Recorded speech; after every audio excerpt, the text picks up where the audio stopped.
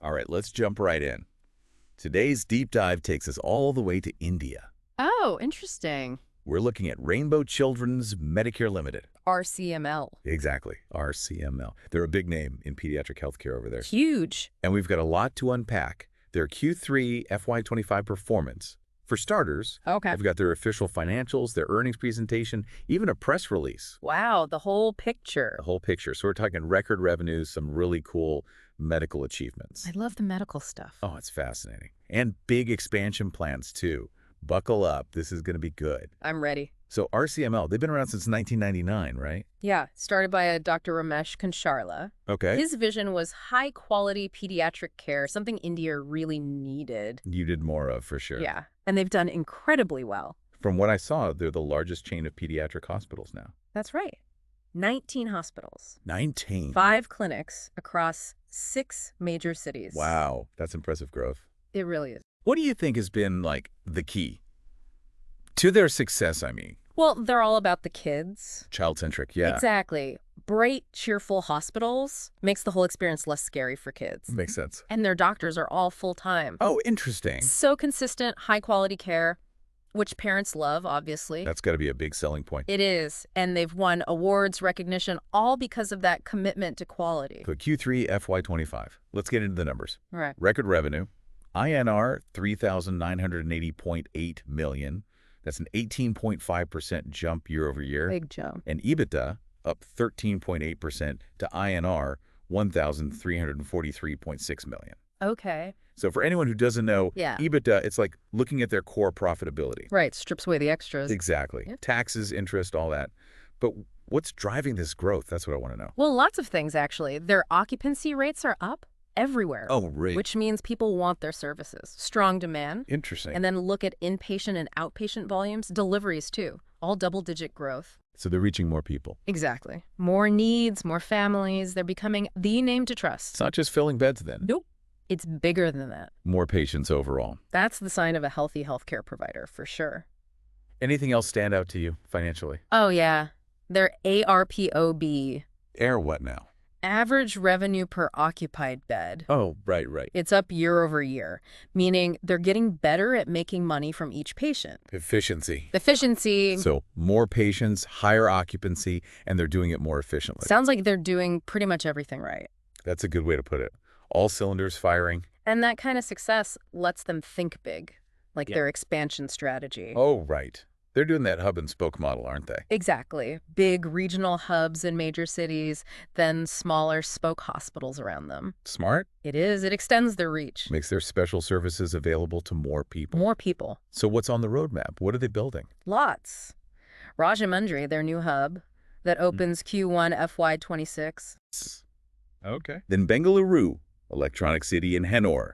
Those are spokes. End of Q2 FY26. Busy year. Oh, yeah. Coimbatore next. Another regional hub. And they're looking at the national capital region, right? That's right, Gurugram. What's the status there? Well, building plans approved for Sector 56, waiting on approval for Sector 44, but they're hoping to break ground soon. And they've got the money to do it all right. They do. Cash and investments over INR 6,669 million. Wow. They're aggressive, but in a calculated way. I like that. Not just the big cities either. They're going for those smaller, what are they called, Tier 2 cities? Exactly. What's the thinking there? It's about unmet demand. Ah, okay. Those cities, they're growing, incomes are rising, people want good health care, especially for their kids. The smart business move then. Oh, absolutely. Yeah. But it also makes a difference. Socially. Yeah. Filling a need in these communities that haven't had access to this level of care before. So it's not just profits. No, it's bigger than that. They're actually trying to make a positive impact. And that's not all. They're doing some really innovative things medically. Oh, this is the good stuff. Tell me more. This one's a world first. Fetal balloon aortic valvuloplasty. Okay, break that down for me. It's a minimally invasive way to treat serious fetal heart conditions. Oh, wow. Things that used to be really hard to fix. Now they can do it much easier. Game changer. It is, especially for those families facing those diagnoses. So they're not afraid to invest in the latest technology. Nope. And it shows they really care. It's all part of that whole child-centric mission. It's not just about the complex stuff either. They're thinking about the whole patient experience. Right. They've got that new child development center in Hyderabad, right? Yeah, it's all about early intervention, Okay. helping kids with developmental delays, disabilities. It's about supporting them, making sure they reach their full potential. That's pretty amazing. And it goes beyond just treating illnesses. Holistic. Exactly. And what about those butterfly essential stores? Oh, yeah, those are cool. Specialized retail for kids and women, right? Yeah. Like they're building this whole ecosystem of care around the family. So it's smart business, but also socially responsible. The best of both worlds. I like that. Yeah. What do you think? Could these non-hospital services actually become big moneymakers for them? Maybe. Maybe. It's worth keeping an eye on. It's not their main focus now, but... But it could be down the line. All right, let's take a quick pause here. Next, we'll really dive into their financials, see how they're managing costs, diversifying revenue, the whole picture. Sounds good. We'll be right back. Mhm. Okay, so we've seen the top-line revenue. Looks good. Yeah. But let's get into the nitty-gritty. Their consolidated statement of profit and loss. Okay. It's one thing to make money, Right. but you got to manage costs too. Absolutely. Got to be profitable in the long run. Exactly. So what did you see? Any red flags? No, not really. Their revenue growth is solid. Oh, good. And consistent, too. It's not just a one-time thing. So it's sustainable, potentially. Potentially, yeah. For the first 9 months of FY25, revenue was up almost 20%. Wow, 19.9 to be exact. Yeah. Compared to the same period last year, it shows their model is working. It's resonating, like you say. Resonating, yeah. But you're right, managing costs is key. Absolutely. So I looked at their expenses. Well, they're up, obviously. They're expanding, so that makes sense. Right, right. But it's in line with their revenue growth. So they're not overspending. Nope. They're being smart about it. Okay, that's good to hear. What about their cost structure? What are they spending the most on? Pretty typical for healthcare. Medical consumables. Makes sense. Employee benefits, too, especially with all those full-time doctors. Yeah, that was their big differentiator. It is, but the point is, these costs are growing, but not too fast. They're managing it. They're managing it. That's good financial discipline. Now, what about their payer mix? Who's paying for all this? This is interesting. It's pretty balanced, almost 50-50 between cash payments and insurance. Wow, so they're not reliant on just one source. Nope. That's good. Less risk. So they're appealing to both, like the wealthy self-pay patients Mhm. and those who rely on insurance. Exactly. It's smart for the Indian market. Very diverse. Yeah. It shows they're accessible to a wide range of people. Okay, back to expansion for a sec. Growth is great, Sure. but it can be tricky too. Oh, absolutely. Growing pains, they're real. What kind of hurdles do you think they might face going into all these new areas? Well, finding good doctors. That's always a challenge. Especially in healthcare. Yeah, and especially with their full-time model. Right. It's a differentiator, but it could be hard to maintain as they get bigger. They might need to get creative with recruiting. Definitely. Retention, too. Keeping those great doctors happy. That's key.